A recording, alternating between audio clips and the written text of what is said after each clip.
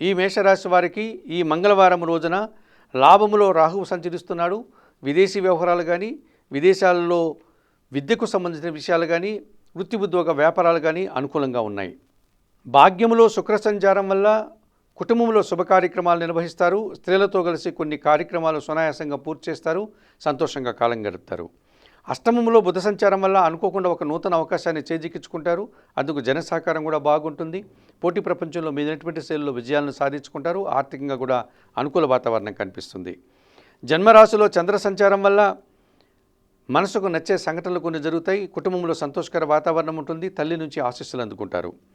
పంచమంలో కేతువు సంచరిస్తున్నాడు. మీ ఆలోచనలు కొన్ని కలిసి రాదు. సంతానం విషయంలో ఒక రకమైనటువంటి నిరాశకు గురయ్యేటువంటి వాతావరణం ఉంటుంది. మీరు అనుకున్న పనులు కూడా కొన్ని జరగకపోయేటువంటి పరిస్థితి ఈరోజు కనిపిస్తుంది. తెలుపు రంగు వస్త్రధారణ చేయండి.